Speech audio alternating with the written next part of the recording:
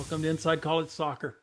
This is awesome. I appreciate it, and as you know, I've followed you for a long time, so this will be great.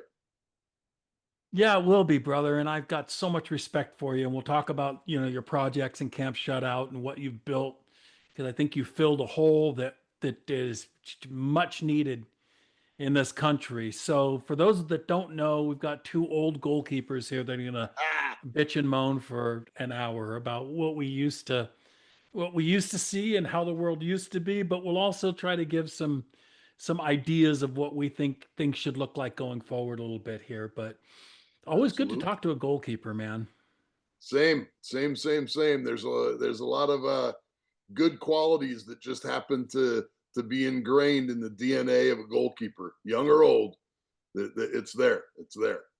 Does it drive you as crazy as it drives me when they go, "Oh, goalkeepers are insane. They have to be crazy to do their job." Does that drive you as nuts as it drives me?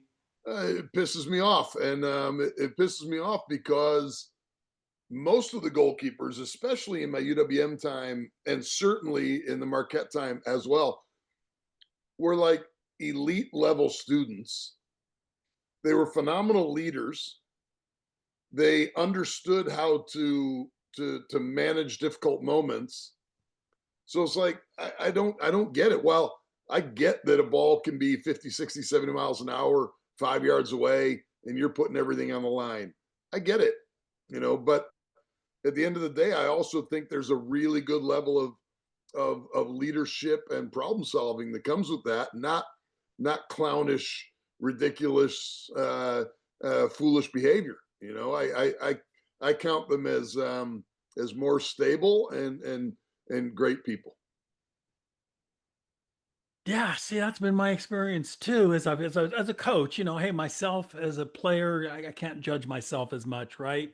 Sure, But I always knew I was a highly inferior athletic goalkeeper. If you say athleticism, right? I mean, I remember a player I played against, Jaime Martinez, and he could fly like Campos. yeah, He could do those amazing, and I never could do that kind of stuff. sure, But that just meant I had to figure out the cerebral ways to control the spaces and control the players in front of me, because I wasn't going sure, to be able to pull off those highly spectacular, it's impossible saves. And so that's all I knew about myself. And then when I started coaching goalkeepers, yeah, the better goalkeepers were the field generals, man. They were the quarterbacks from behind that ran things and controlled the spaces, and even observing the goalkeepers all around the world. It's tough because some of we think about, there were some crazy goalkeepers that we did see. sure, We think about the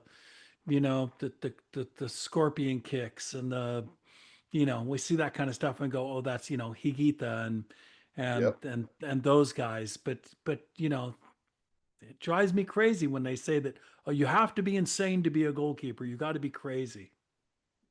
No, I would completely disagree. And at the end of the day, you don't need to fly around to be a great goalkeeper. The best shot you face is the one that you prevent. And that obviously gives a nod to the cerebral part of the position. Those coachable ones, the ones that can look over from while they're playing, look over to the touchline and just give a thumbs up that they understand what you want, and then they're going to look to implement it in the team, whether that be playing out of the back or not playing out of the back and taking what the game gives you, whatever it may be. I just find them to be more cerebral than more nuts. Great people. Well, I know how I got started as a goalkeeper. It's because I was a center forward in the day of five forwards, and I scored one goal the whole year long. And All that meant right. I sucked. So that means I had to go somewhere else. How'd you get started in goalkeeping? Well, you scored one more than I ever did. My first practice, I was there for half of the practice. I was playing American football at 10, 11, and maybe 12 years old. I was playing American football, and I broke a kid's leg. And I remember being on the ground after I broke the kid's leg. I was a nose guard. I pulled. I followed the running back, tackled him at the sideline. The mom looked up at me from kind of like this little embankment that went down, and it just settled into me. And I was like, maybe I'll take a season off. I was only going to take a season off. I went and played soccer. I didn't really know a lot about it, but there were really good people in Palatine, Illinois, that were starting the Celtic Soccer Club. It had already been going for a little bit. I think it started in the late '60s. So I gave it a shot, and the first practice I went to, halfway through the practice, I'm huffing and puffing, and I'm like, Coach Moeller, what's that guy doing? And I didn't really know. I honestly didn't know, and there weren't even really gloves at the time. This is late '70s, maybe.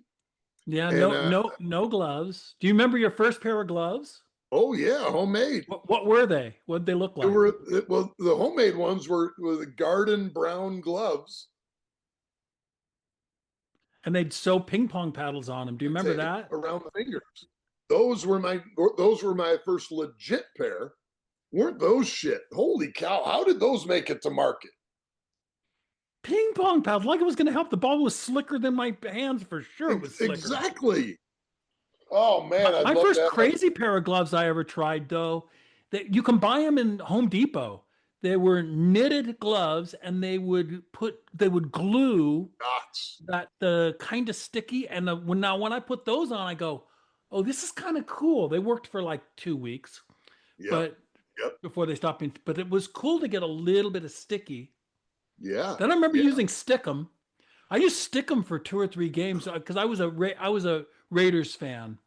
Okay. And I remember, all the Raiders receivers were wearing, they had Stickum all over their sock, Fred Blitnikoff and Yep. all those guys. And I tried Stickum, and then the referee eventually told me, you can't use it anymore. They'd pick up the ball and they couldn't get it off their hands.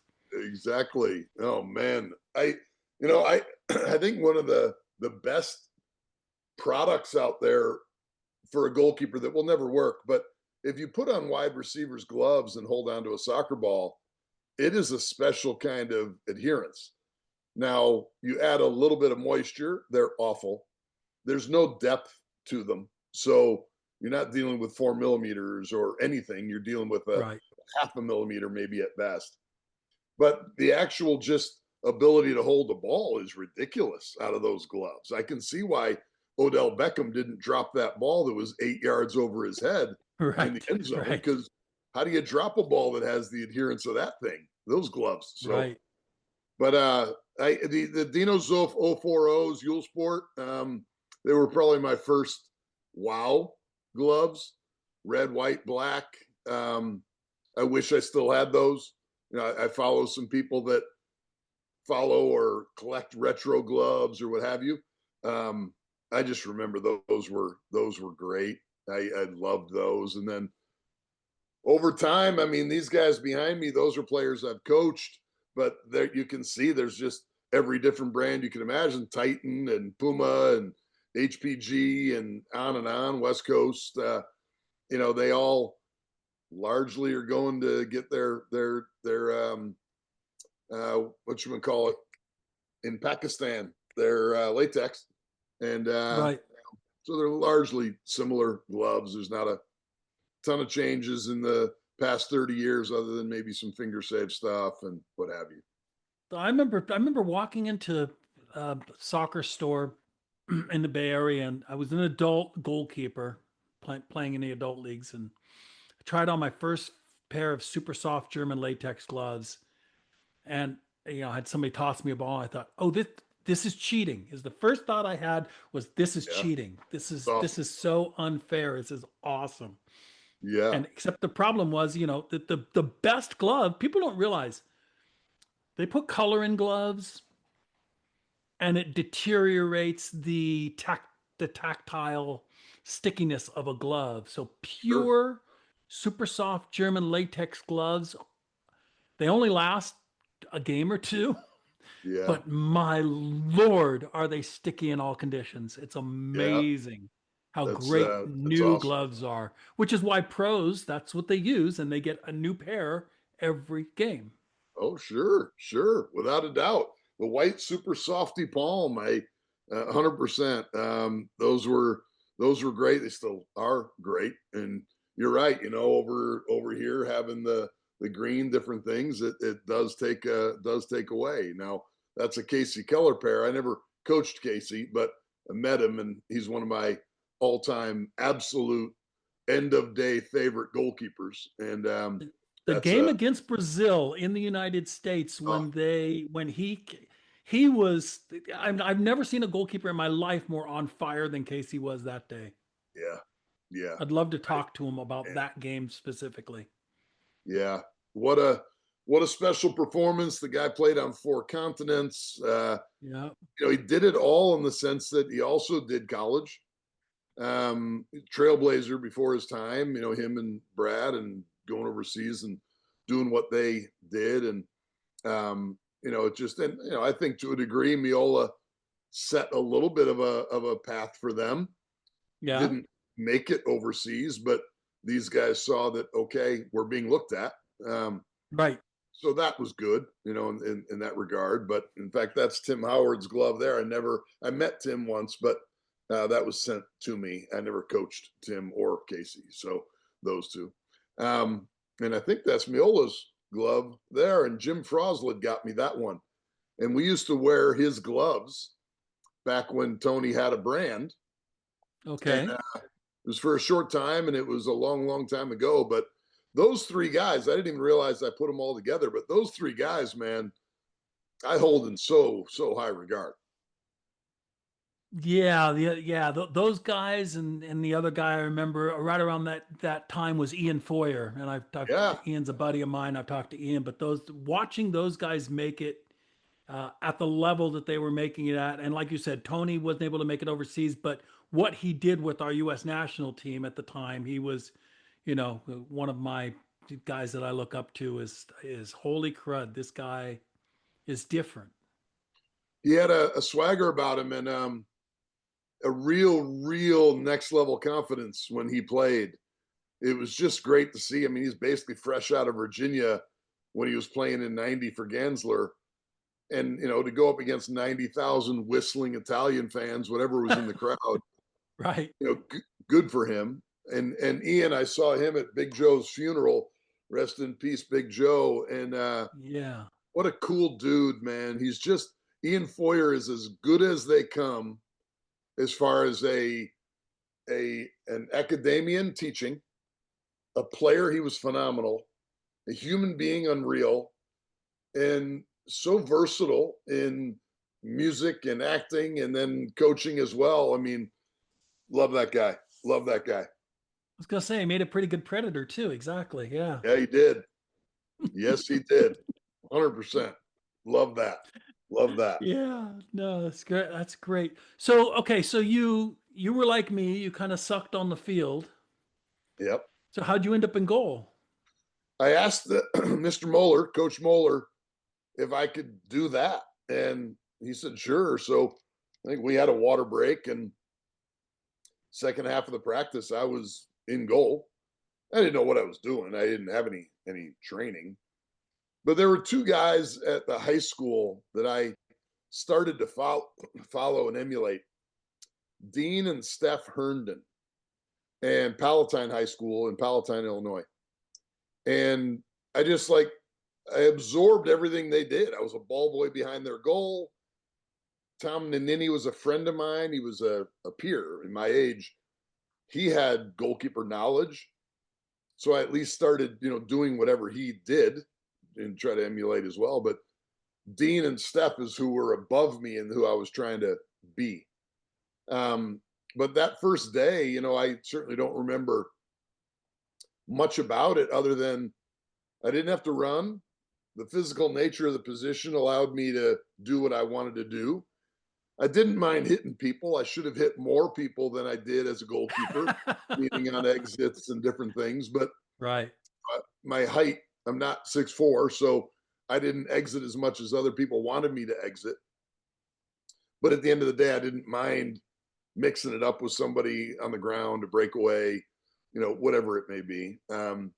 So that was really how it started. And then, from there, I just continued staying in goal. And I never went to any other position. And, it didn't come naturally. I'm not that arrogant to think that it just came naturally and I was a good goalkeeper. I had to work my ass off to do it. and try to be anybody in the game.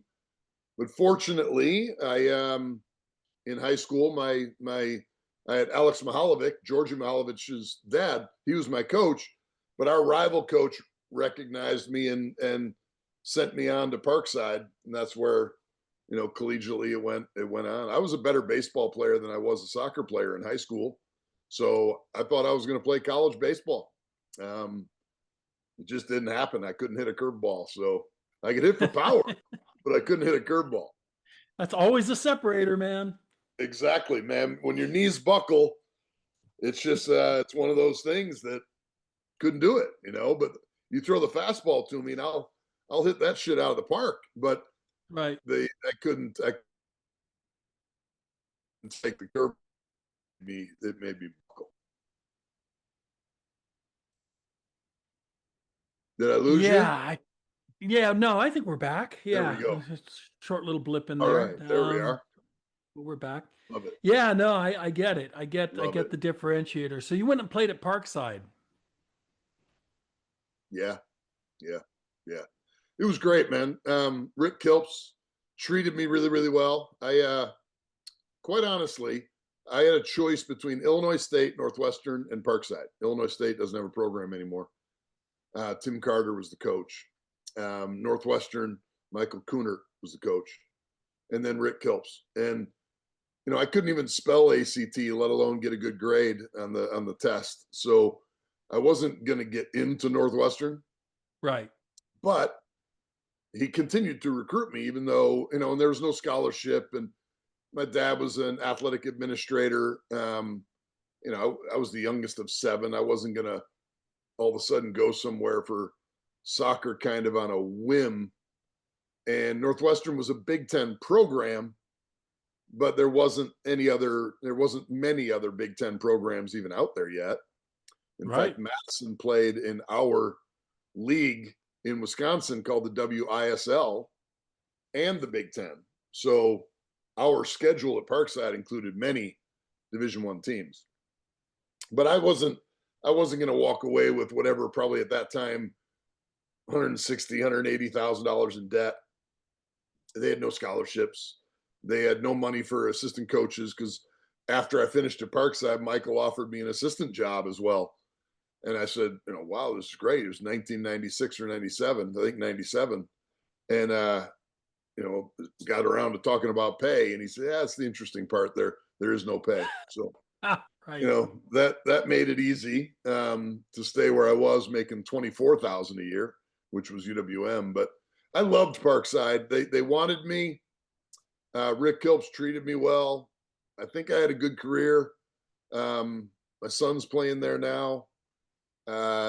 Changed my life. I met my wife there. A lot of good things happened out of my decision to go to Parkside, and Illinois State kind of fell off, not because of any knowledge that I had. It was just they didn't pay for my train ride home, and I didn't know they couldn't pay for my train ride home. I wasn't a college coach or anything. I didn't know the rules, and he didn't, and so I thought, well, that must mean they're not very interested, and so I just kind of wrote them off, unfortunately, because it was a great program at the time, but didn't happen, and off we went. So Parkside it was.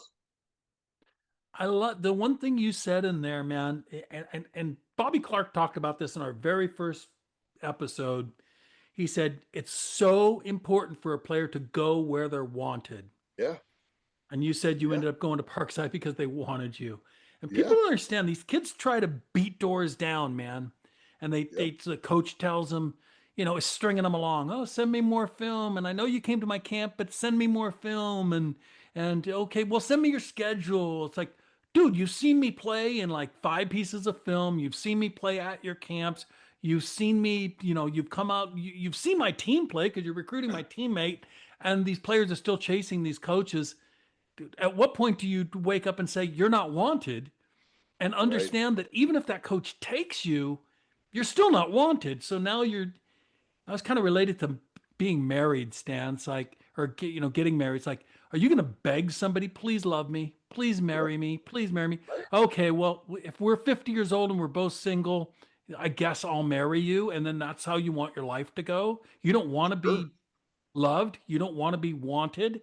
That's a human trait that we want to be wanted.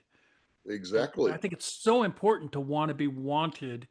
And to be wanted, you stand a way better chance of having the coach give you an opportunity to play if they actually want you. 100%. And I follow your guys' content, and I agree when I see that stuff. I do. At the end of the day, I think almost no matter what, people are chasing utopia, which doesn't exist. If let's say today Princeton is the number one team in the men's RPI, and let's say they're the number one seed right now as well, based on that, and they want you and you go, it still may not end up being utopia. You may not Right. play much. You may struggle academically if you're just getting into Princeton, and you can go on and on. Trying to get so many of the factors, the school, the soccer, the social, all of that together and try and line it up to the best fit.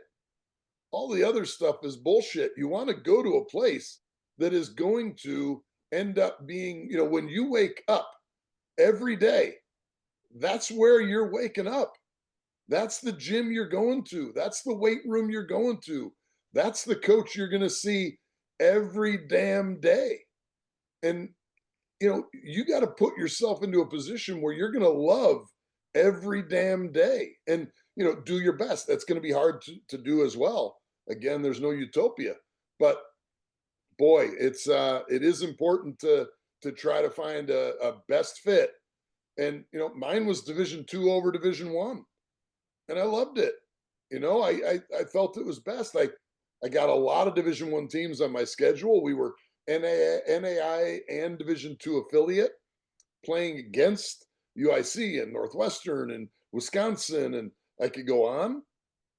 Probably 5 to 6 at least Division 1 teams on our schedule, not in our preseason, not in the spring, on our schedule. Now those days are different, but finding your best fit is huge, is huge. And there should be more credit given to a coach that's knocking on your door and wants you, and how you respond to that coach. You can make your academics work. It's hard to just force your soccer to work. There are elements that just they're not gonna just happen for you. And it's hard. And so, it worked out well for Michael Jordan when he chose basketball at North Carolina. Right. People choosing for their sport. I have no problem with people choosing a school because of their sport. They can make the academics work around it. You go to a place, unless of course it's a discipline like heart surgery or nursing, or you want to be an architect or something, you got to go to those schools. But if you're going into general studies or business or whatever, you can make it work, and you can go to Yale and fail, or you can go to a JUCO and become a billionaire. It just go to the fit that you're going to enjoy your football the most. Sorry to go on a rant. No, no, no, that's good. That's good. And it's funny. Look, this is so hard because I've got some very good friends of mine. I got a friend Steve Rollins who's back east in New Jersey, and his experiences in that. I mean, in that U.S. News and World Report top 20 schools. That in that belt of the East Coast, there's that New England Northeast, all the way down to maybe even Virginia area, Yeah. where that's all these kids think about is U.S. News and World Report schools. They think about Tufts, and they think about Princeton and the Ivies and the Little Ivies and the Yep. NESCAC and the SCAC. NUMAC schools, and they think about that, and even some of the Patriot League schools. That's where their world is, and that's what their everything is built around. I need to go to a top school to make it in the world, and while look, if I want to be in international banking for Wall Street firms, then I probably should go to a school where I can intern for some of those schools because that's where they get a large percent of their. So Sure. if I want to do that, that's fine. But If I'm the other 90% of the kids in the world that are going, what do you want to study? I don't know. I'm 18 years old. Business, maybe, maybe Exactly. kinesiology, maybe psychology. I don't Exactly. know. If that's 90% of the kids in the world, that's where their heads are at. So Right. I get those 10%, and yeah, you got to go.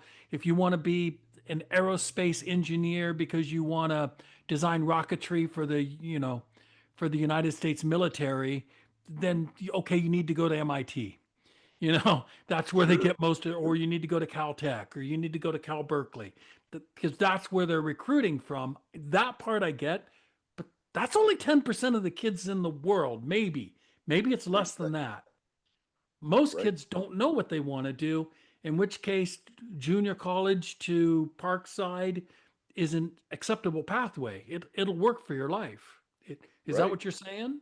100%. I mean, I just bought Dr. Joe's book yesterday, from the San Juan Oh, World Cup, and I haven't okay. read it yet. I got it yesterday, but if it wasn't for him, which was also at Parkside, I don't know if any of this happens. I don't know if this profession is what I'm in. I don't know if soccer turns me on the way it was turned on in me kind of through Dr. Moshnick and through Parkside. And, it just, that switch happened. And so I 100% agree with you that, we had a girl, Annie Fowler, legit quality goalkeeper. She was a national team goalkeeper. Um, Young, won CONCACAF, won the state championship, state player of the year. She was a freshman in high school when she achieved all of this. And at the end of the day, at 15, 16 years old, being recruited, are you supposed to know what you're going to study between 18 and 22 years old? I think it's bullshit to have that burden on a kid that they don't know. And so I didn't know. I mean, all I was worried about was getting games on varsity as a sophomore in high school, junior in high school. I just wanted to get games on varsity. I didn't know what I was going to do, etc. So yes, I firmly believe that it's probably even less than that as far as the 10%. Those people that Right. are in those seeking those unique professions, that they need to be in places like that. And look, as we get further along, and we're going to talk about it today, the U.S. situation, all that sort of stuff. College soccer and college, just in general, is in a pretty unlevel field right now, as the world looks at college. And it's tough, because it's times are changing, and there's a lot of reasons for that, whether it be phones, our connectivity, our ability to learn in other ways than happen to be on a college campus, and all this sort of stuff. But at the end of the day, it's still a great place to go, a great place to be. It's a small group of people that get that opportunity, and it's important to find the place where you are going to be happiest. You get one you, man. You're not doing this for mom, dad, or for your teammates, or for somebody else, or for the coach. You get one you, and you better make sure that you're damn happy. Love it, dude. No, that's so spot on. I always tell parents, when I sit down and I'm talking about if I'm going to take somebody on as a client, sit down with the parents and the kids, and I always say it this way to the kid. Now I'm going to ask you the dumbest question that any adult's ever asked you. You're 17 years old. What do you want to do with the rest of your life? Yeah, I was 35 before I said, "Oh, it's soccer." That I've yeah, tried this, I've tried that. I sold insurance. I was going to try real estate. I had run my own business. And I said, "Oh no, it's soccer. yeah, That's it. That's what I want to do." But yeah. I was 35, and then I was 45 before I was able to really make it happen. This is my one income full time job. Sure. I don't have to have I'm like you. My first college job, I was make goalkeeper coach. Come in. What's the salary? 750 a year. It's like, okay, I'm in. It's Yeah. like, whatever. That just means I have to have 8 jobs to pay for the one job that I can't afford to do Want to do because I love it. You know, exactly, exactly, 100%, 100%. I, Well, I know you've been there. you're steering people the right way. So good on you. How's so your son, so now you're a parent going Yeah, through this with your kid, right? yeah, too. How's that feel? It's pretty kick ass. It's pretty kick ass actually because I just stepped away from UIC after last fall. It was my choice. We set up a guy to come in after me. The guys at UIC treated me extremely well. I hope I treated them well. It was just time. 4 a.m. wake ups to go down to training was enough. Gets old. Oh boy, does it ever? And then to coach in the evenings in some cases. So Right. it was time, and that was fine. But at the end of the day, my son, I am now able to go to North Carolina on a whim if I don't have training, and I can head there and watch their teams play. You know, is it watching him coach?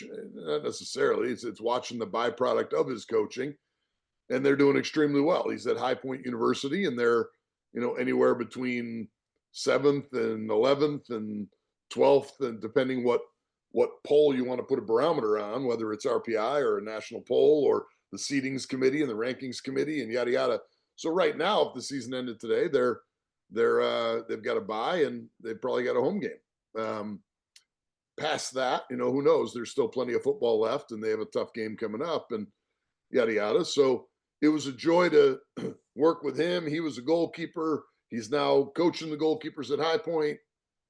He's enjoying what he's doing, and the whole connectivity to High Point happened because of my time coaching against Josh Gillen when he was at St. Leo, and so kind of the circle came together, and they were looking for somebody, and they reached out about my son Tony. So it's fun. It's fun to watch. They play this weekend, and we'll watch it either on Plus or may even drive down there on a whim and watch the game. They have an important one against Gardner Webb, and nowadays Gardner Webb, Bryant, these teams are in the top 15, top 16 in the country.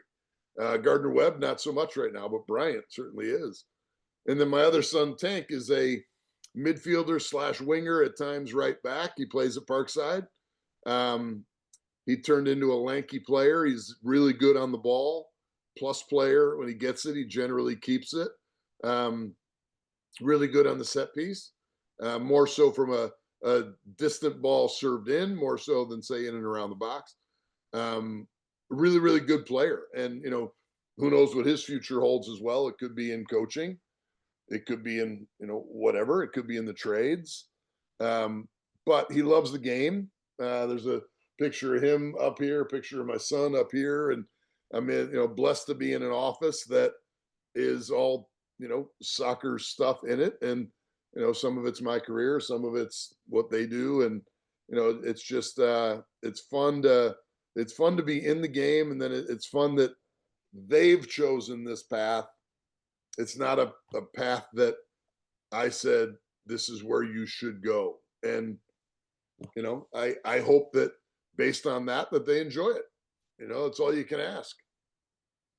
Yeah, it is cool. It is cool to see your kids find the same passion for the sport that you found. And I know I never pushed my son into coaching. That's all he ever wanted to do. He just Yeah, never wanted anything besides soccer. And then yeah, you figure out a way through it. And that's exactly. pretty cool. How'd your pathway into college coaching start? Yeah, I probably won't say the guy's name so much because he and I parted ways back in 2012, but we were together since 1989 through 2000 early 12. But he brought me into UWM, and so I was coaching high school with Gerardo Pignani and Tommy O'Connor. Tommy played at North Carolina, and Gerardo is a legend in the game. And he brought me into Fremd High School 93, 94, 95. And Fremd is the rival to the high school that I went to, and my dad was the athletic director at. So I played at Palatine, but I went to coach at Fremd.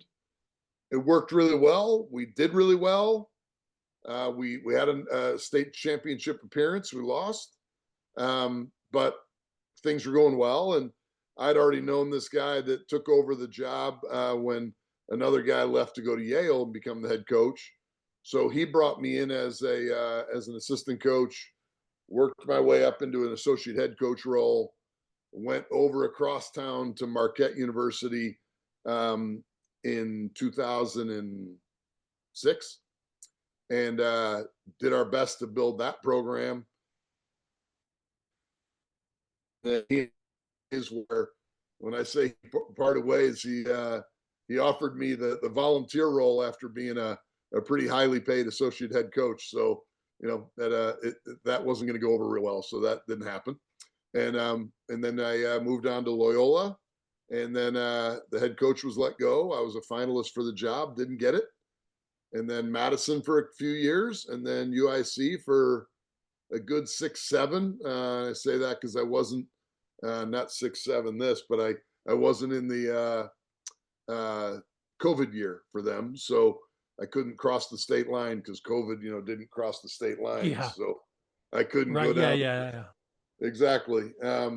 But that was kind of the long and short of it. So from 96 through 24, I guess, those were the years, with 1 year off, and that was 2016. So past that, I was college coaching all through that window of time, whether it be associate head coach, assistant coach, volunteer, you name it. And really was only a finalist for the Loyola job. I never really went after another job. I submitted a resume to UIC for a head job. John Trask got that job, and he deserved it, and he did great there. So, but I didn't really go after that job hard. I'm not saying that I would have if I did go after it hard. Loyola was one that I felt I knew that the class that we were recruiting would have been a fantastic class for any school in Division I, not just Loyola.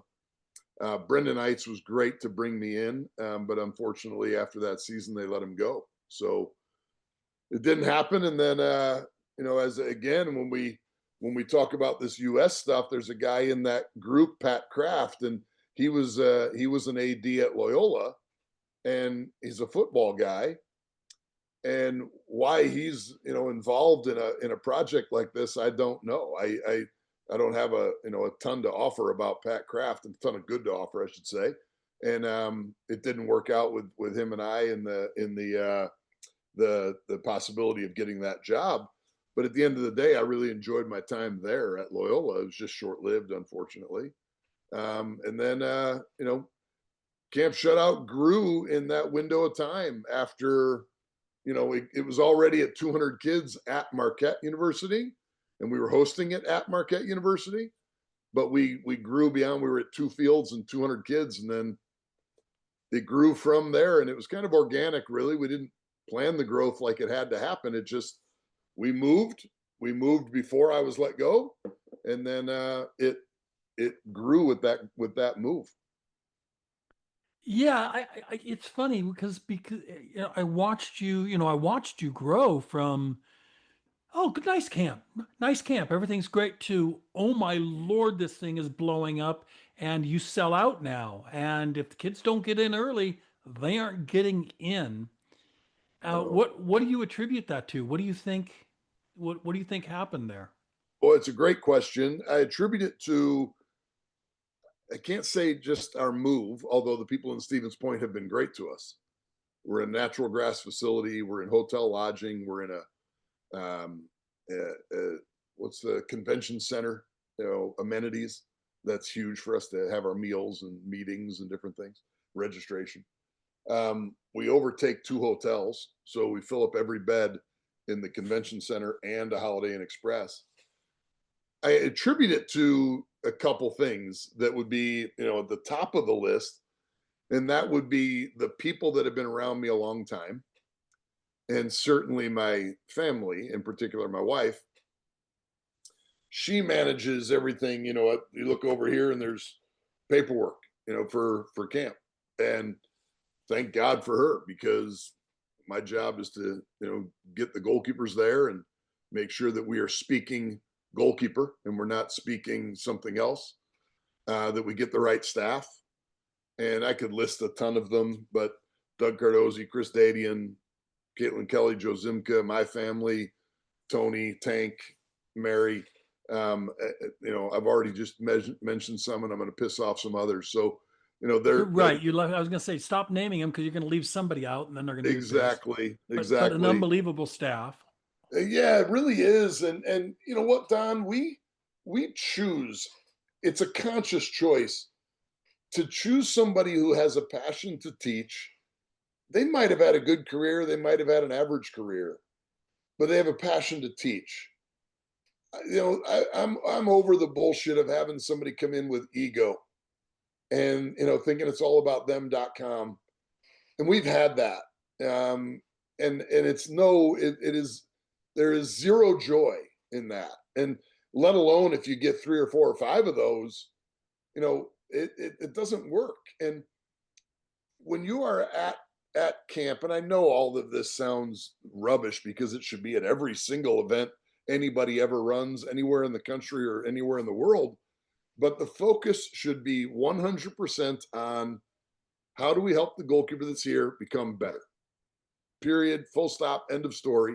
That's it. No one you can network through our staff if you want. You're new to our staff and you're 24 and you want to get into the college game or whatever. 100%, absolutely do that. But if that's your focus, then get the hell out. If your focus is on helping the goalkeeper, great. That's what we're here for. So you got 3 sessions a day. You got some time afterwards, even at the end of the night, to meet with your group or whatever. Boom. So to your question, I always want to answer a question and I sometimes forget, but we were at 200 people at Marquette. And when we made the Right. move for 2012, so I was still on staff at Marquette, but we made the change because we were at capacity. We were walking 30 minutes minimum from a non-air conditioned dorm across busy streets down to 2 turf fields. And it was like, what are we doing, man? So I'd remember the exact step where I was up in Stevens Point when I said, why not move the whole fucking operation here? And we're like, can we? So I negotiated some things, with the hotel. Can we compare that to the lodging we pay at Marquette? The facility, can we compare that to the facility, what we get charged at Marquette? What can we do as far as, amount of people? And it grew from 200 to 250 to 300 to 350 to 400. And we stayed at 400 for a while. Then it got to 450 and we were set to go to 500. And what we chose to do in that window, and we have a group called our influence group because no one likes a board of directors. So we don't call it a board of directors. We call it our influence group. And we said, what about this? What if we take our youth out and give them their own platform? Which they really kind of need. Right. Yeah. Because we were doing it, in the same week. And my son started taking over that youth platform, which was great for him, to grow as a coach, and certainly in this type of an environment, a camp different than a college team. So what we decided to do was, okay, let's do that. And we didn't know what it would be. We figured that it would be a lot because our waiting list is pretty sizable, but we said, let's do it. We will only go 150 kids and we'll see how it goes. It was 4 days, 3 nights, boom. And what happened was we ended up with 164 kids. So that we had, and then we had 475 additional high school kids come in a day and a half later. And then what happens to your, what you asked about that as far as selling out, the minute you leave us, an email comes to you that says, do you want to verbally commit for next year for Right. both the youth and the advanced? They get that email and we hope that we impacted them. We hope they had a good time. We hope that they were around competitive goalkeepers to realize maybe I'm not that good. Maybe I'm better than I thought. Maybe I need to work on something, whatever. and they verbally commit. And then in January, so this coming January, they'll convert that verbal commitment to an actual registration. That's about a 90-95% conversion rate, is what that number is. So we have over 500 for our advanced, and we grew the youth to 300 now. So we have over 300. We're buffering in the percentage of, and we'll end up with 800 goalkeepers in 2026 over an 11-day window in Stevens Point. So it's the people, man. You know that. It's the people. It's nothing but the people. And I will tell people listening to this is now it's turned into a whole advertising for Camp Shutout, which is fine. But I want people that to understand. I've represented a number of clients that have been to camps all across the country, and I've got clients that have been to your camp, and I've sent them out to Ian's camps out in California. Yeah, great. Some of them coached for with Big Joe when he was around. And the one thing that comes back about Camp Shutout is that it's not just a busy, oh, let's just do drills all day long. You're doing a teaching camp. This is not about college preparation. It's not about ID. It's not Right, about keeping kids busy. It's not a babysitting camp. This is a right. goalkeeper teaching camp, and I haven't talked to a kid yet that's come away from your camp that said, it's okay, kind of a waste of time. I didn't learn much. No, they learned, they got better, they improved, which I know has got to make you happy. Look, it's we've heard those words. I won't be, I'm not going to say I haven't, but when they come from someone like yourself, they mean more because you've seen more. You have a compare contrast. You have a slice of the pie to look at that many other people don't. And so to hear that, I really, really appreciate it. It is our motive. It is our what we do is we want to work on goalkeeping at the camp. We want good goalkeepers to attend. Any goalkeeper that wants to attend can attend, as long as you can obviously get in. And we're blessed that it's difficult to get in. We've chosen not to grow it. Why don't you do one in Texas? Because we don't want to, and we won't. Right. Why don't you do one in California? Because we don't want to. This is what we want to do, and we pour everything in that week. They pour everything in that week. I think there's a little bit of magic in that. Um, the one thing I remember about Dr. Joe's is they traveled around the country, and I knew way back in 1989 when we started that it was going to be hard, man. That's the youth space was getting too busy, and so to think you can run a camp now with 12 locations, I just don't think it's feasible. Unless you do the same week at 12 different locations, and then why increase your expense from a businessman side? Why increase your expense and drop down the amount of people that are going to attend? This we feel is a good space to be, which is the amount of kids. We bring in the proper staff. We have enough space. Our ratios stay the same. Everything works. Natural grass, hotel lodging, the sponsors that want to be with us, lights on one field, and it's enough. The sunsets in Stevens Point are legit. The airport isn't that big. You pull up like a drive-through to pick people up. It's not like you have to go to O'Hare and Right. get lost with 8 million people. So there's a lot of really good things. Eric Weiberg is to be congratulated for helping us move up there. He's the reason. And then the Holiday Inn, Michelle Sedlak, the facility, Erica Weisgrim. We all work together, and Conventions Bureau, Visitors Bureau helps us. The mayor helps us. The mayor legitimately helps us. It's a unique place to be. I think if Guinness were to knock on our door for a world record, I don't think there's a larger collection of goalkeepers in one spot in the world than our older group of 500 goalkeepers.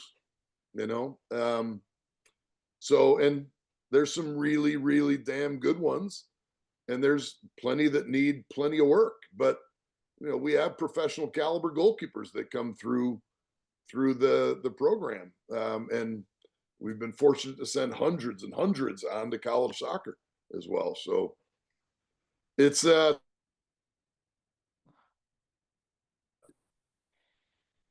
we carry on.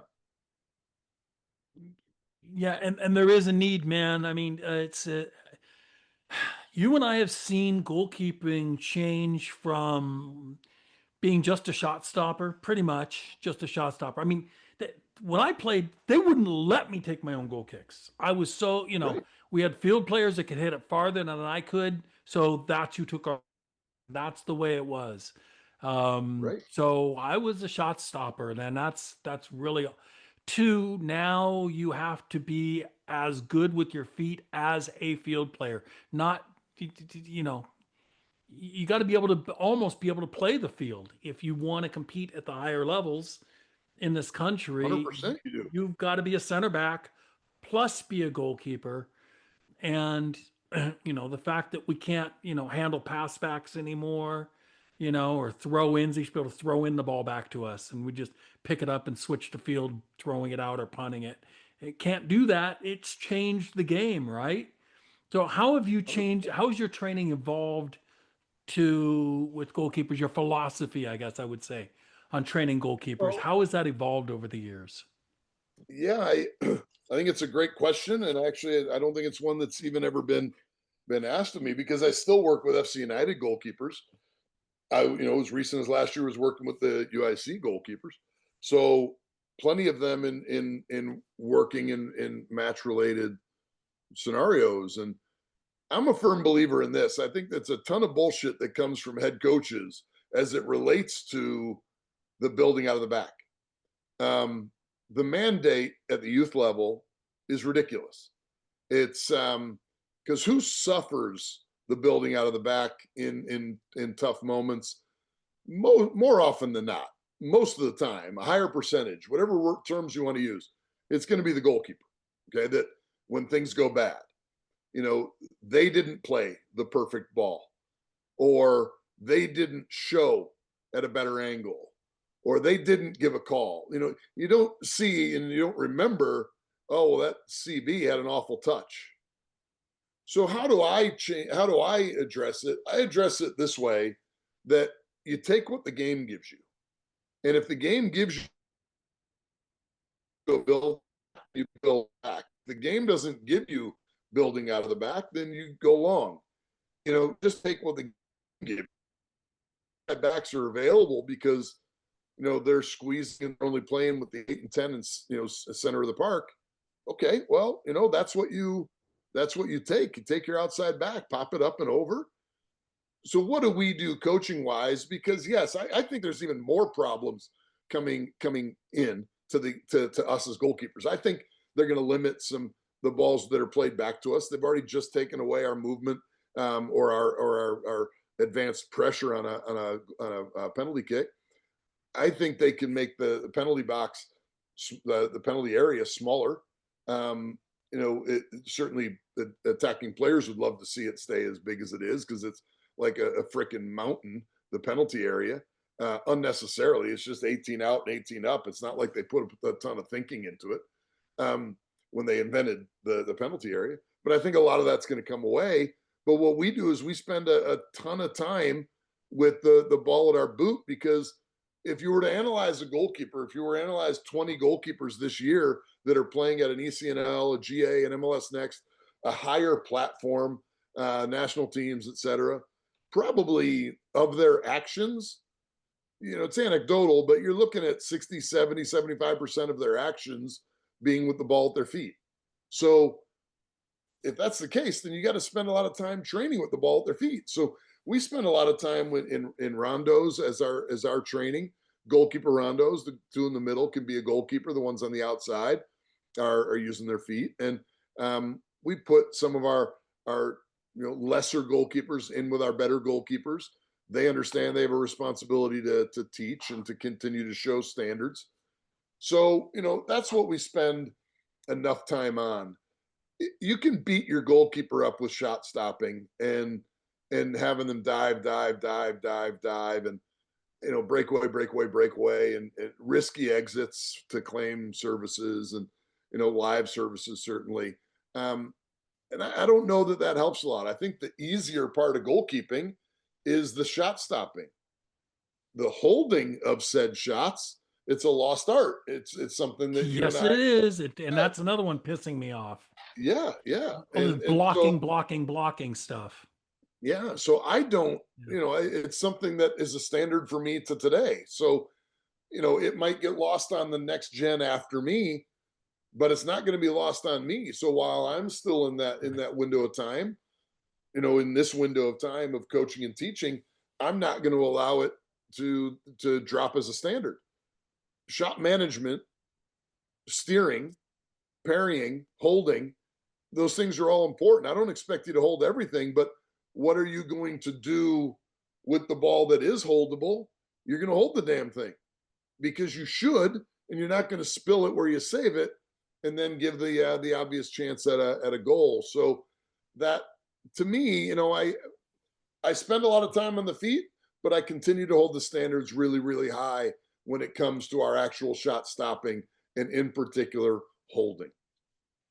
I love that. I really do. I mean, the hands lead the save, and if you can keep those hands solid and holding balls and pinning balls as you dive, then you don't get the second chances. If you don't get the second chances, you increase your chances of winning a game. Yeah, it's 100%. just that simple.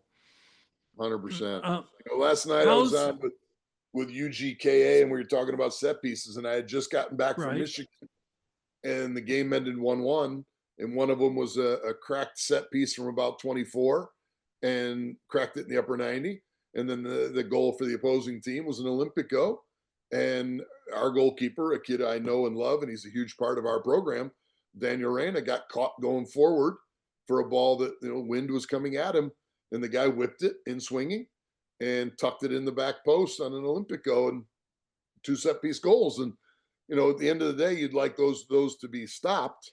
But run of play and different moments, they spent a ton of time being played back to, building out of the back, playing through, on and on. So you got to work on that, or else it ain't going to happen.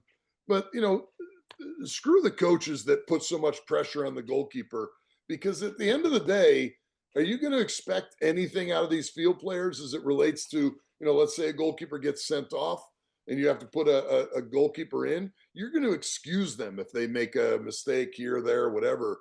There's got to be some allowance and some mental understanding of what you're doing to a goalkeeper when you think you're just talking to a robot or somebody that it's just so easy, pick up the damn ball. It's not like that at all.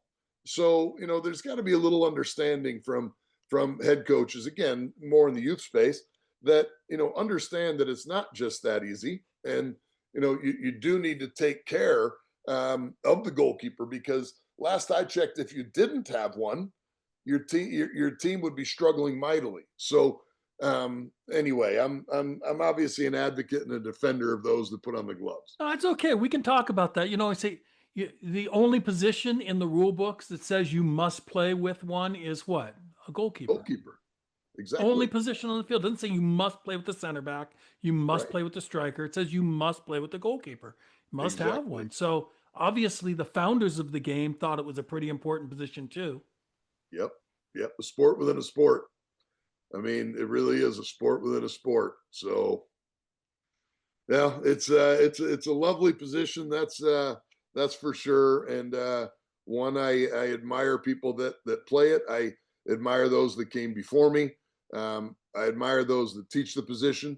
I admire those that are in the position today, that are putting their body on the line. And it's something that's been good to our family. And again, I'm glad guys like Dr. Moshnick and Rick Kilps and Gerardo Pignani and others showed me Steph Herndon, Dean Herndon, that there was a way forward. And those people have been good to me, and I've come across some great people. So Well, before we move on to the status of youth soccer in the US and this white paper talking about college. Before we get onto that, Yeah.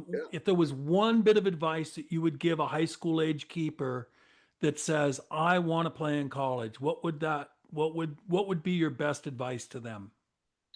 Boy, my piece of advice for the field is you've got to be a strong communicator. Um, if you're not, people are just going to bypass you. You could make every save in the upper 90. You could hold things in the upper 90. You could have unbelievable angle play. You could be braver than the next guy, the next girl. But if you don't communicate, forget it, man. Forget it. Your voice is going to turn people's heads. Your voice is What's going to that open. mean to you when you say be a good communicator? What specifically are you talking about so people can get a better sense in their head of what you Sure, mean by that? sure. When you step on the field, your team and the opposition needs to hear you and understand that there is a presence factor of you and doing your job. You are the boss on the field. There's not enough youth coaches, in particular in the youth space, that give that leash to the goalkeeper, turn that over to the goalkeeper to quote unquote kind of run the team. But it's a massively important aspect for a goalkeeper mentally to run the team and to run the team with their voice from a communication perspective. Very simple words it can be accomplished through.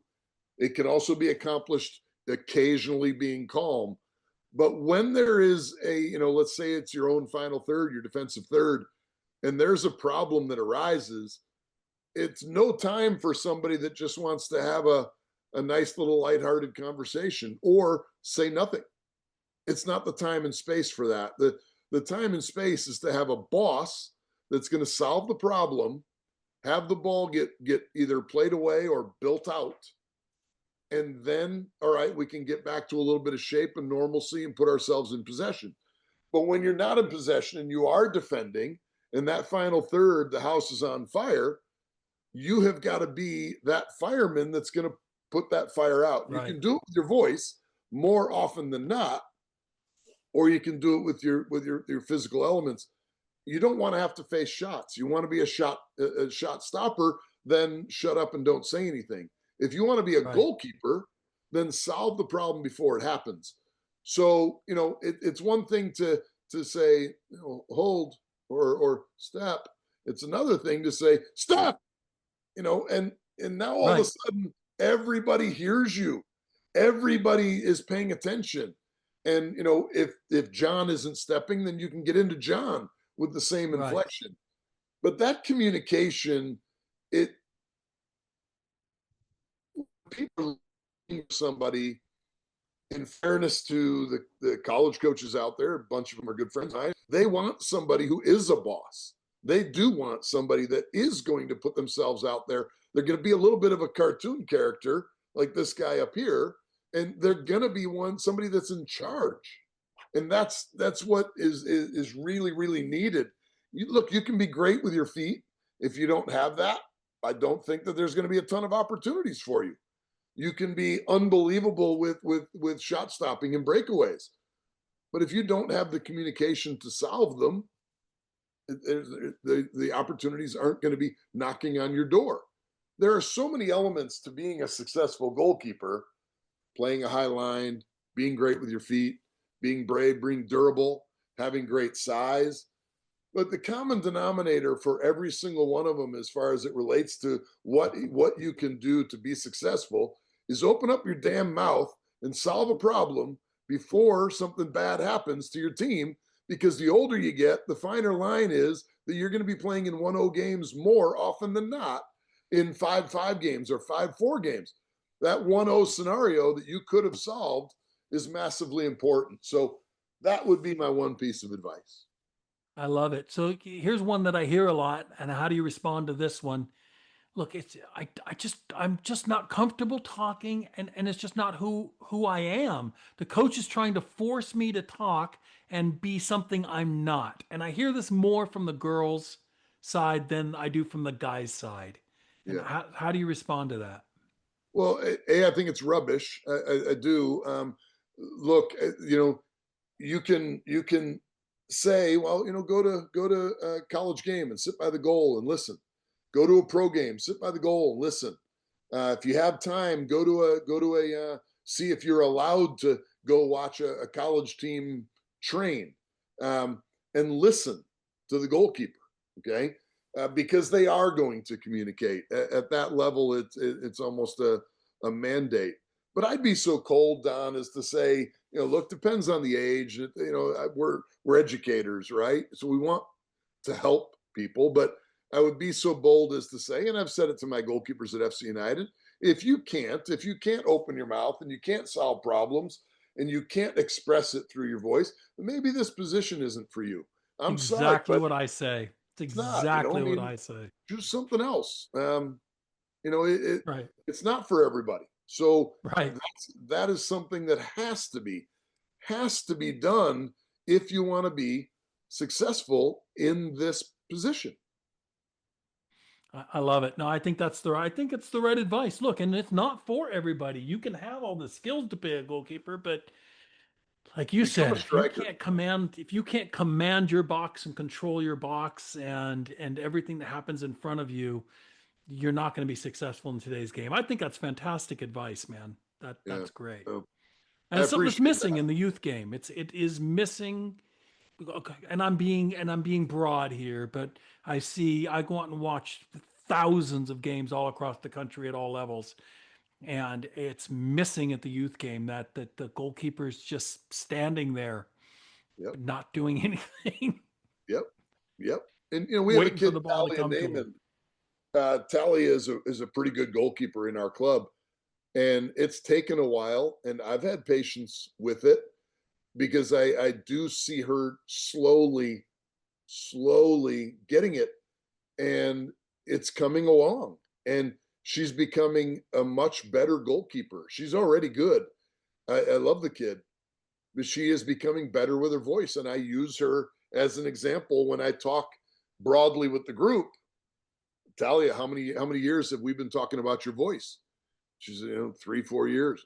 Have you gotten better? Yes. And so people see that somebody is improving, etc. I think it's important for them to understand that you can get better there, but it's a mandate, man. You don't have a choice to get better with that. You better get better with that, or someone else will, and you'll lose your job and see ya. I mean, it ain't for everybody, like we said. And now maybe you'll disagree with me now, because I want coaches that are listening to this to consider something, and because I'll have coaches tell me, the coaches that have asked about 7, 8, 9, 10, 11-year-old goalkeepers and talk about talking and computing. I want my goalkeeper, and I always say, stop it. They're having enough problems just trying to hold the soccer ball. They don't Right? need to be organizing the field, and you're getting ahead of yourself. So I do think, and you're free to disagree with me, and I'd love to hear your point on this if you disagree. But I think it's one of those things that had to be slowly built into. As you master one piece of the game, you can build and build and build the next pieces of the game.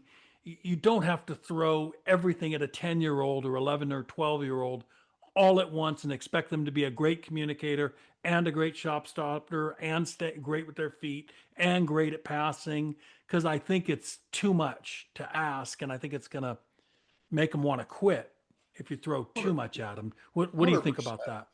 100%. I agree completely. And, you know, whatever brought them to the position, continue to work on that. And I think what's great is that if you have some continuity in your staff, you can people can continue to work with, like, Talia's case. If I would have left after year one, maybe the next person doesn't have an emphasis on that or whatever, and they don't really go and dive into what Talia needs. Um, those things are important. If a kid is uh, gangly, but you can see there's some athleticism, maybe you're spending some more time on shot stopping, Right. because you know that you can build that in. And when you're in a youth phase of development, sadly, too many people spend time on wins and losses versus development. And in one position that needs it the most is probably a goalkeeper. Second would be maybe a striker. Right. Pioneer team is hugely important, but there's a lot of things that we could say as it relates to your question. And one is anybody that's around 9, 10, 11, 12, maybe even 13 years old, they should Right. still be getting some time on the field to help them with the understanding of I football. agree to that too. Yeah, I Yeah, do. yeah. So they understand football better. Now they're able to put themselves in a position that when they do hop in goal, they can end up understanding what the six is doing and what's happening when the ball's coming to them in the air. Is it easy for them to nod at home or skip head at home, or do they need to take it down and turn and get it home, or do they need to even? So yes, then getting into other components of the game and development, I completely 100% agree with you. It's not, I've never known a 10-year-old goalkeeper to be their door to be knocked on by Manchester United. I Right. mean, it Right. just, anybody who says I got a great 10-year-old, bullshit. You don't. You have a good player, great. And someone that's showing a propensity, that's great. But there's too much to it. And John Bush said it very, very well when there was a goalkeeper going into the national team in a window of time. And there's a lot that comes together, that has to come together for that person to become a mainstay in the national team program. And look where we are right now. We don't really have any mainstays. A bunch of stud youngsters, but we don't have any Right. real mainstays. Maybe some of it is related to things we're talking about today, but I think building the components into a player is massively important. And let's have them concentrate on what's going on in the defensive third, because you save and you support a game. You don't make the game as a goalkeeper. So if you're saving and supporting the game, let's start in the defensive third. Then let's move into the middle third if there's any sort of impact you can have. And then let's maybe concentrate when there's a corner for us, what we want to, command to the other end of the pitch to see if we can get that done. But, largely your 90% of your work is going to happen in your own defensive third. Right. Once you save and support, let them make the game. When I job comes like to that. you again, do your job. Because I think goalkeepers can talk too much too at certain Sure. times. If you're saying, especially if you're saying useless things, and if Yes. you're saying useless things and they can't, eventually they just kind of tune out your voice and then they don't listen to the important part. So it's not just that you have to be being a great communicator means knowing when to talk and knowing when not to talk. Yeah. Yeah. Very, very true. Leader, boss. There's so many different, mentalities there. We set a wall in 4 words, you know, right or left, and the amount of steps. Those are your 3 words, and then fourth, and that's it. That's what you Right. should use for setting a wall. You don't need to say, "Hey, I need a wall. Please give me 4. Jeff, I need you on the outside. Can you guys move to your right? Right. Maybe 4 steps. Why don't you stop there?" The ball's in the back of your net. I mean, it's got to be Right. commanding type stuff that is Yeah. quick. And I hope someday the players play in 50,000 seat, 60,000 seat arenas, and try giving yourself Good a luck. big dialogue at that point. It ain't going to happen. Right. Boss it, set it, and let's move on. Solve the I problem, and love then it. off we go. Well, that's fantastic advice, man. I love it. All Yeah, right, here's the fun part. This is why you and I were online the other day, and we posted along with a bunch of other people, but we posted the new white paper that's come out from U.S. Soccer that sure. they now want to save college soccer from itself. They think they have the answer. They think they have the solution. And I, without even reading it, of course I read it, but before I even read it, I thought, oh, you people have no idea what being around a college administrator, if you've ever been around a president, an AD, a board, if you've ever sat in a committee meeting, if you've ever sat through a finance committee meeting of a university and or sit in a public session where they're talking about finances, yeah, good luck telling them to spend more money on the fourth or fifth, depending on the poll, the ratings, whether you're looking at television ratings, where it's the fifth most popular sport in the U.S., or if you're looking at, participation, it's the fourth most popular sport in the U.S., that they're going to go, oh yeah, let's spend more money on bowling, Right. on rowing, on crew, on soccer. It's like they don't like to spend money, So, and they're not going to spend more money on it, is my first thought. Then I read the paper, and then I read the list of people that are involved, and no knock on any one person, but when you start showing me that it's, what do we have in there? We have that, marketing of Coca-Cola, and as you said, some people that have never been soccer people.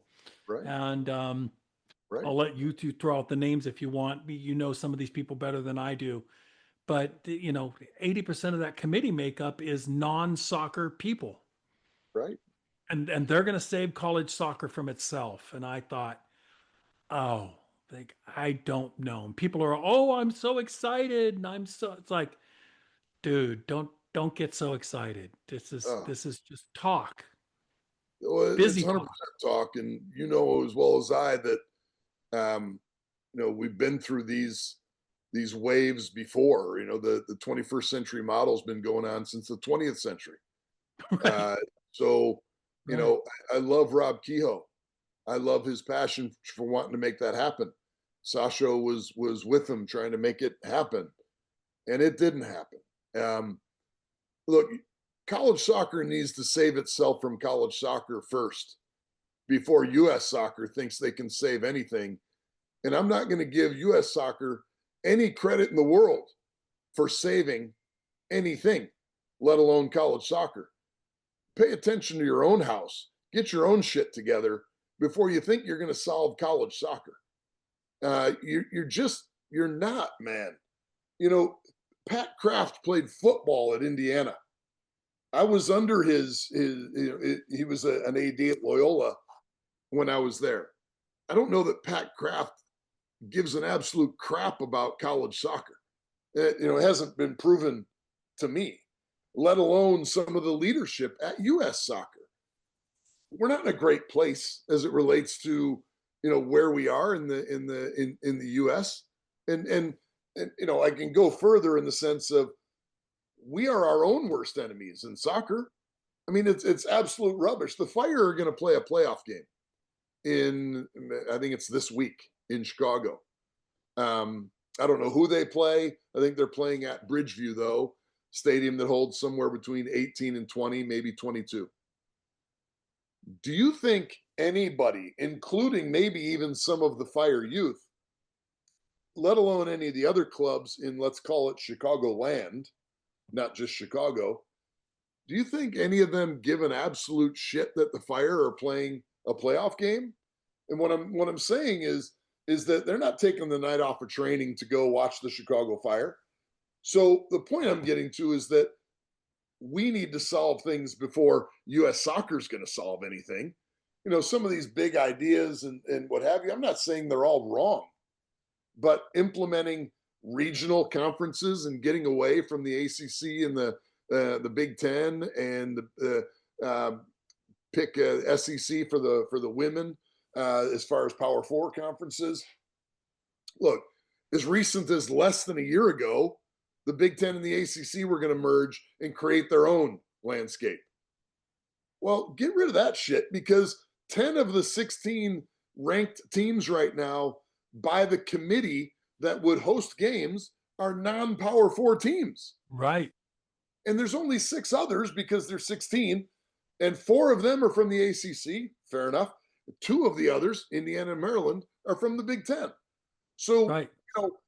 yes, is that maybe that they have decided to pivot and say we would have regional conferences, and all of a sudden U.S. soccer is going to say we're going to have promotion relegation in college soccer because you don't have the balls to do it where it matters, which is at the In the highest pro level. game.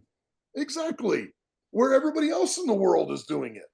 So let's make Sean Phillips at UIC. He's going to have to play in this regional conference, one of the best places to play in the country, by the way, one of the best surfaces in the country in Chicago. And they have one of the best players in the country as well, and Edouard Nice. Those guys are going to have to play, and they beat Northwestern this year. They beat Loyola this year. They tied DePaul this year. They beat Chicago State. So what are you going to have as this regional conference? There's 4 Division I teams in Wisconsin. There's only 1 in Minnesota. There's like 9 or 10 in Illinois. I don't know what it is. Are you going to take away all of the Big Ten teams and create this regional environment? I don't think that administrators, who I don't give a whole lot of credit to anyway, as it relates to their interest in soccer. So all of a sudden they're going to start paying attention to U.S. soccer, unless Coca-Cola, whoever this person is that's repping Coca-Cola, that's now going to all of a sudden do great things for college soccer, unless they're knocking on the door over at, let's say, Northwestern. Oh, we're going to also give you $1 million to go ahead and get this done for college soccer. That shit ain't happening either. So I don't really give a whole lot of appreciation or respect to this white paper. But on the other side of my mouth, I'm also going to sit here and say that it's soccer people that are the ones that are not having soccer succeed at the elite levels, meaning college soccer levels, Division 1, 2, 3. We have ourselves to blame as to where the game is right now. It's not necessarily that we need to blame the casual fan, or that Apple TV is what has MLS and not NBC, or these type of things. We have ourselves to blame. We got unbelievable participants in this country, participant numbers in this country, but we can't get out of our own damn way to help the game succeed at the college level and the pro level. Let alone this 21st century model that they think is going to come into play.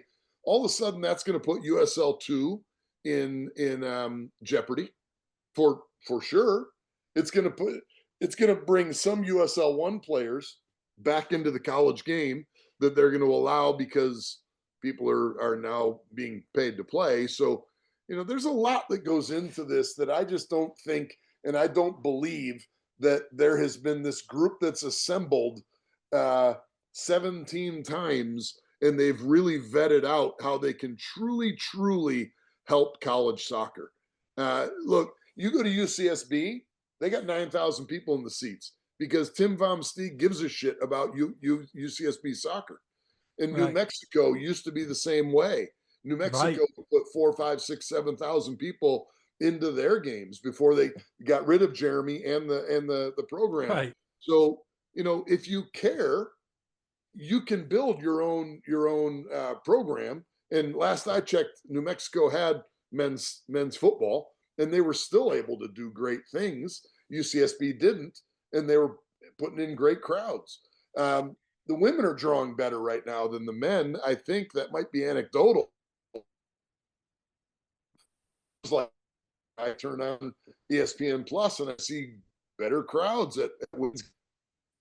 I just don't think this white paper is going to bring anything of any value to college soccer. At the end of the day, they can say all this stuff and bring it all to fruition. Who's going to get their ass to a game? And there are players that are playing in college, and I'm sorry, I'm going on a bit of a rant here, Don. No, it's all right. Hey, I want to hear it. Darlington Nagbe just finished his pro career, and everybody to a man raved about Darlington Nagbe and the career he had with the Columbus Crew, Atlanta United, and he had a phenomenal career. One of the best players to have played in Major League Soccer, without a doubt. And he could have fit into many teams across the globe, and he should have been selected more for the U.S. Darlington Nagbe came out of college soccer. I mean, if you do your job, if you're a college coach and you do your job, there's talent to be found. Minos Vlamakis at UIC found Edouard Nice, a JUCO 2 player, to play for UIC. And he's in the top 5 for Herman Award voting right now. He was playing JUCO 2 last year. There are players out there. If you do your job, you can find them. They need to do their job in order to do that. And many do, obviously, but many don't. At the end of the day, we got our own problems before U.S. soccer is going to solve anything for us. Yeah, no, I was just reading the list here. I had texted you marketing for Coca-Cola, Warner Brothers, Bank of America, Wasserman.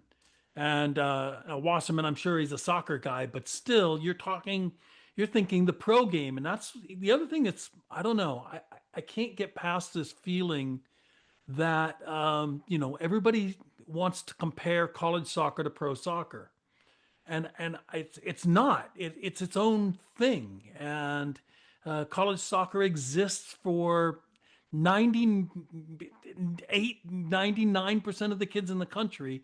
It exists as a place to continue to not have to hang up your boots after Right, high school and right, get an education at the same time. And that's the purpose of it. And then we bastardize it by taking this 1% that might go pro, by the way. Just because you get drafted doesn't mean that you're going to have a pro career. As I used to tell sure, my pro players, your first contract isn't shit. It's nothing. right, It's right, getting your second and third contract that makes you a pro. The first contract means you have an opportunity to try to play. And let's see right, if you can make it as a pro or not. But it doesn't mean you're a pro, and especially in the US, especially, outside of that 28-man MLS roster, you're making decent money nowadays. You're a little over 100,000. It's a sure, starting point, but you're still not going to retire on it. You still got agents to pay and taxes to pay and bills to pay, and you're going to end up probably with nothing at the end of the year left over. You can't even really have a savings. You can't have a retirement account. You're not going to retire off of it. So, where are we going with this? It's a job, which is great. I'd rather have that job than, digging ditches. It's sure, fine. But sure. to take college soccer and compare it to the pro game and to say we need to create more pros through college soccer, yes, pros come out of it. I get it, but you know, pros come out of Major League Baseball too. Guys that never went to college. It happens. MLS It's should not do their freaking job. And they're right, the ones that are signing 14, 15, 16, 17 year olds to first team deals. And right, fair enough.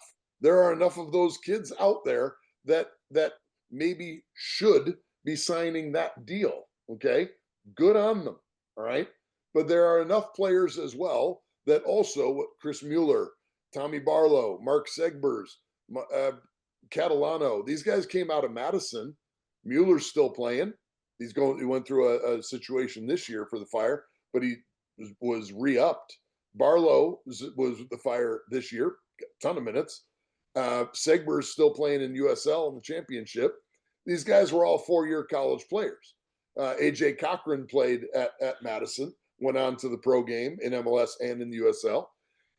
So there are plenty of players that have come out of the college game, but MLS, they have an academy. They were mandated to have an academy. They're the ones that are supposed to be signing their 14, 15, 16, 17-year-old players and farming them and then going from there. If they're not good enough, then put some onus on your scouting department that they're not doing a good enough job bringing in talent that they can either sign or sell. But getting somebody out of college is still a very, very good player. And all the bullshit that college coaches get about not being good soccer coaches, I think it's right, rubbish. I've been around the youth game long enough that there's some donkey youth coaches and there's also some donkey college coaches for sure. But they don't all end up in college soccer. That is such an arrogant thing to say. Like everybody that's running a USL 2 team or a USL 1 team are these unbelievable tacticians that they're looking at the game differently than some college coach. right, It's rubbish. Caleb Porter did a pretty damn good job at Akron and turned his team into really, really good. Had Darlington in that group, by the way, into really, really good footballing teams. So if you want to, you can do it at the college level. If you want to find talent, you can do it at the college level. You don't have to go all domestic. And you certainly, for all those people at home, you don't have to go all foreign either. I right. mean, it's unbelievable. There's talent here in this country Yeah, that do want to go play at the college level for sure. Okay, so you want to spice your team together, fine. Splice your team together. do whatever you need to do. You're in charge of your program. But it pains me to think that the VP at Aon Bank is going to save college soccer. It's just such crap to me, that Pat Kraft, I think, has a hell of a lot more to worry about right now than college soccer. Because right now there's some pretty damn good college football coaches that have been locked up to long-term deals, and he just fired his. And so he's got to find a way to justify the $1 billion that they're spending to increase their stadium, sign a new coach and their staff, and pay off the guy they just fired and the assistants, by the way, that were fired because of it. So Right. you're pretty close between 800 and $1 billion. Pat's got bigger deals to worry about than what's going to happen for college soccer. That stuff's bullshit to me. Yeah, something's going on. Something smells funny. Somebody smells money, is what I always say. Somebody smells money. They feel like there's some money to be made here at some point. That's the way I feel. Maybe I'm wrong. Yeah. Maybe I'm being cynical. I don't know. I, But well, I'd that's like to it. know where that is after 28 years in the game, because what are you going to do? Are you going to Bobby Muse is a fantastic coach at Wake Forest, Right. produced some unbelievable talent. Right. In 5 years, all this stuff takes place. Is Bobby going to sell a striker to Atlanta Right. United and Right. $400,000 because of it? Yeah, well, my guess is there's speculation on that end of it, that they're speculating. That's what's happening. They're going to try to get their hooks into it so they can speculate on what the future might hold because of rumors, and I don't know. The Yeah. What do you think of the transfer portal, the way it's developed into? I don't know enough about it. Obviously, Okay. what I know about it, I can be critical or praise filled. Um, I think it has its place for those that have this window of time to play. It is a good tool to use to go. However, I don't like that you can go into the portal without having a difficult conversation. Um, those things are part of the college life, being on your own and talking to the coach and seeing, you know, this is what I'm thinking. Maybe some do, but you can just go to the compliance coordinator and say, I'd like to enter the portal. And, it's almost like in some cases you don't have any conversations with the player ever again. You never see them yet. They actually entered the portal and you never got to even talk with them, and off they go to another school. Right. So, but I do think it provides some opportunities for kids that just simply flat out aren't playing. I think if you're good at your job, you don't really need to worry about the portal that much, um, except for intake. But you shouldn't, if you're doing your job, you shouldn't have to worry about these players leaving, this player or that player, whatever it may be.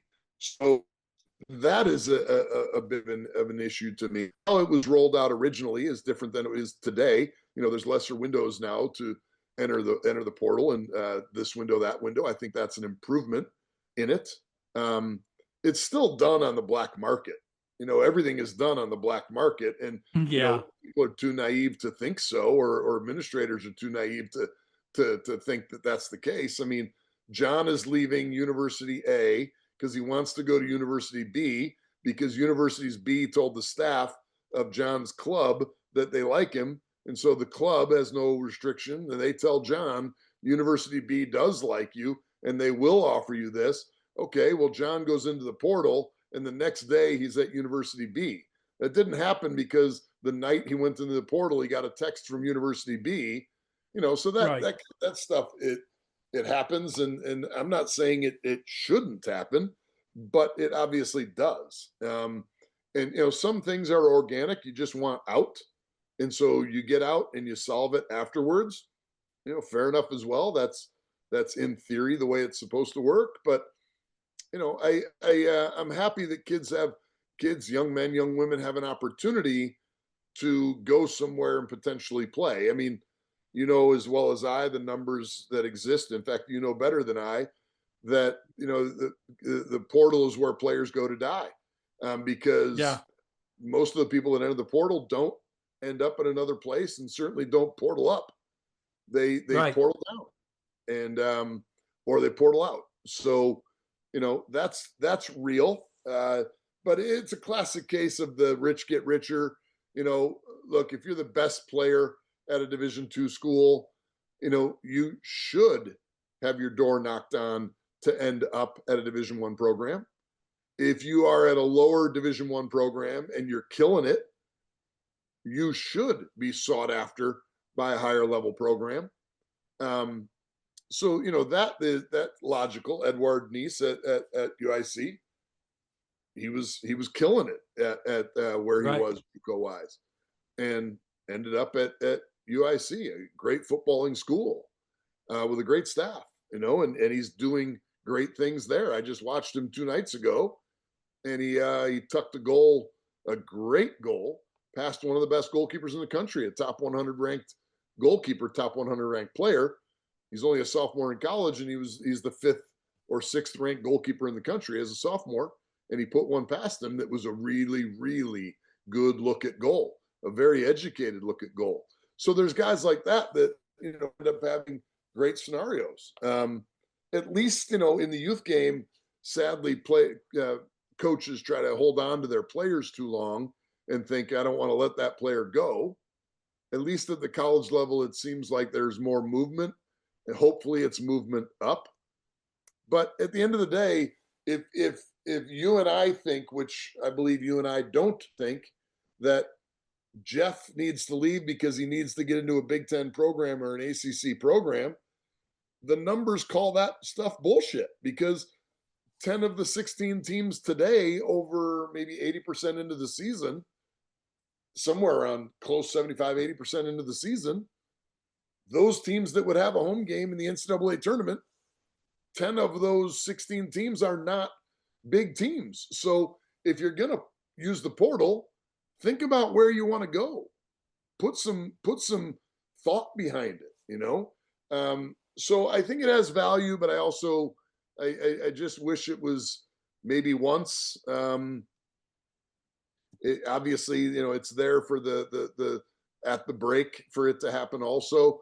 And that, fair enough. Someone leaving and entering into school might allow them to acclimate sooner than if they were to do that just in the summer.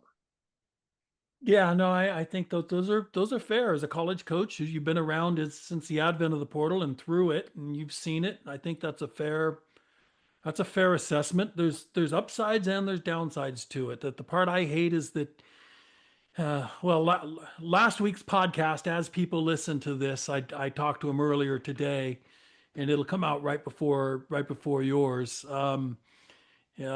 It's he gave it 2 solid good years at one of the top D2 schools in the country before he decided the mountain's too high, man. I'm Yeah, trying and I just don't see it happening. And I've tried, and he really did try before he transferred. And I think that's fair. But my advice to almost every freshman is, yeah, your freshman year is going to be crappy. sure, It's going to be hard. It's supposed to be. There's a lot of learning to do. You got to go through at least your sophomore year before you know or don't know that you're going to make it or not. Don't just quit because it gets a little bit hard. Don't just quit, you know, 100%. unless the coach walks up and tells you, I don't want you here anymore. That's Right, different. That's right, fine. Coach told you, they were honest with you, said you got no chance of ever playing for me. I don't want you here. That's fine. But that's not, we had kids 6 weeks into the college season, their freshman year, going, I want to transfer. It's like, right. what are you talking about? You've been in school for 6 weeks. E- We're four Exactly. games into the season and you're saying you want to transfer? What is that? There was a goalkeeper that played for us at UWM, Kirk Tody, best college recruitment letter I've ever received in my career. Um, so self I don't know if it was maybe just self-analyzing or self-deprecating, but he said, I know you're going to come across better goalkeepers than me, but you're not going to come across anybody that's going to work harder and that will do more for you than what you're asking than me. And anyway, we did sign him. Kirk Tody, I loved him. I still talk to him to this day. we're in the NCAA tournament against UCSB in front of 9,000 people at in California, and he hadn't played much. I think maybe played 2 minutes and 38 seconds or something, in all up until this point. We were down 2-0 at halftime against Vom Steeg's team, and they were very, very good. And we made the change at halftime. Why? Earlier in the podcast, another youngster, that young man, he's now married with kids, Eric Mitchell, was having trouble communicating. We were defending inside our six, and it was like, that this can't continue. We need to problem solve, and the game's got to change. In that particular case, we decided, okay, well, Kirk's going to bring that part to us, and ultimately the game went 2-1, and the game went 2-2. Part of that was due to him. It wasn't all on Eric Mitchell, but that was a big change for us. And we moved him in, and we lost with, I think it was either 2 minutes or 8 minutes from the end of the second overtime. An over serve, and a guy took a side volley and put it back across the goal into the side netting where the ball came from. Unbelievable finish. They won the game. Good on them. The point is that Kirk Tody, again, this was his third or his fourth year, would have never lasted in today's day and age, uh, Right. and persevered, and the relationship would have been broken, and all these sorts of things.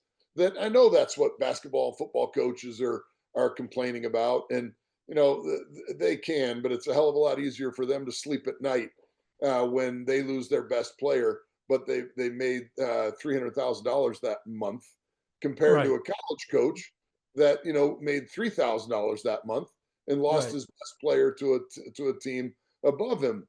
Um, Right. that is also is what it is. I get it, but it's a lot easier for that other coach to handle. But Kirk would have moved on and maybe become a goalkeeper somewhere else, and a lot of those relationships would have been fractured. And does he develop the same relationships at two different schools? And what happens to his wedding day? Do both of those schools, friends that he made, come? And all this sort of stuff. It speaks to bigger things. I wish for the older days with maybe just a modern influx of something. But I like that window of time, the 18 to 22-year-old young man and woman that gets on their own for the first time, the adversity and the challenges they face in that window of time. I think doing it at one place is where you ultimately want it to be. You want it to be at one place, and become a better human out of that. Well, let's hope the pendulum starts to swing a little bit, that more kids talk to kids that have been through this portal process. And I've got one I just talked to, and another one I'm talking to Wednesday, a goalkeeper that I hope to get to Kentucky, and she went through some hard times. And I'm hoping that these kids will hear these stories and understand that the grass is not always greener on the other side. And it's hard starting at the bottom Right. again, which is what you have to do. You have to start at the bottom, not knowing the coaches, not knowing the teachers, not knowing the facilities, not knowing the training staff, not knowing your teammates. Every time you transfer, you're at the bottom, and you got to start all over again, which is not easy either. No, it's not easy. And I've had great portal stories of kids that we've helped move on, and we've had bad portal Right. stories of kids that have moved on.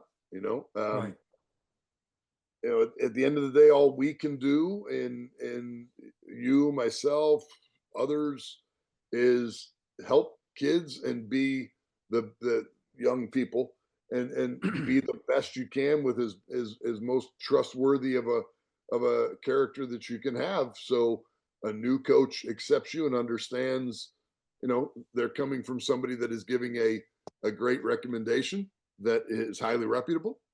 um, Hopefully that goes in your favor, because I hope that our word as human beings still matters, so I it's a love it. challenge. No, yeah, that's the other bit, right? That our the word commitment societally has, with marriages at 50, 60%, depending on the state, divorce rate, the word commitment in our society is losing some of its value. And let's hope that we see a resurgence and a return to what that word commitment means. Big time, big time. I think it's healthy for everybody. You know, for that to be the case. Again, I want everybody to go through those perhaps best 4 to 5 years of your life and be happy on the exit of them. That doesn't mean they all end up in the Hall of Fame at that school, Right. but again, it's more likely if you stay at one school for something like that to happen. It's Right. more likely that you end up with really solid friendships that might carry you through your life Right. if that happens. It's not wishful thinking. It's just okay. Let's maybe do this only if it's really really necessary. Let's face some adversity head on and see if maybe we can become better out of that as well. Doesn't always have to I, be grass is greener. I love it. That's good advice. That's probably a good wrap, man. We've been at this for almost 2 hours now. I love it. Awesome. One of our longer podcasts we've done, but I knew it was going to go this way, brother. I love you.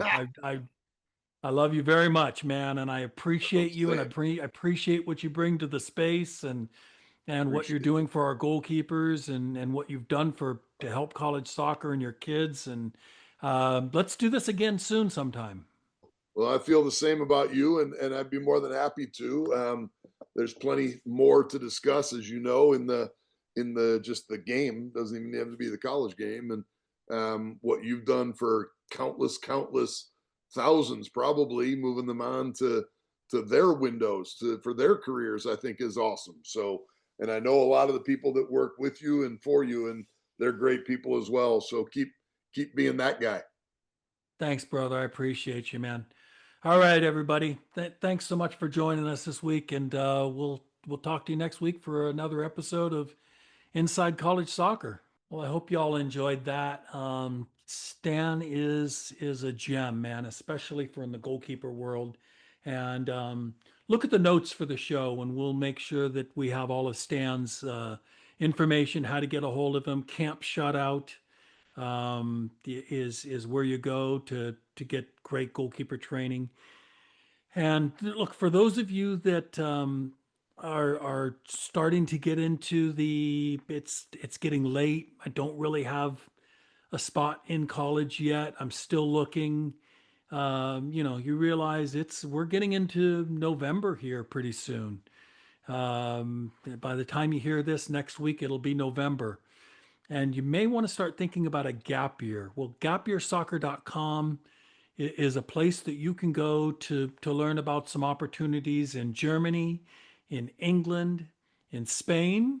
If you fill out an application, you can get on the phone with one of our staff members that can explain the different options about a gap year. Or even if you're in high school and you want thinking about, I wonder what it would be like to spend a year during high school in another country. We can offer that in Spain, in Germany, and in England also. A year of dedicating yourself to soccer at the next level in another country before you graduate could be a good opportunity to grow. And certainly after you graduate is an opportunity to continue to grow physically, mentally, technically, tactically, while you prepare for college soccer. It's becoming more common that college coaches are bringing in older players, 19-year-olds, 20-year-olds, even 21-year-old freshmen we're hearing about playing in college. So that year out, I know it helped my own son, it helped him tremendously. It can help you too by taking a gap year. So if you're interested in that, let us know. Go to gapyearsoccer.com, fill out an application. We'll turn that over to one of our senior staff, and somebody will be in touch with you. Gapyearsoccer.com.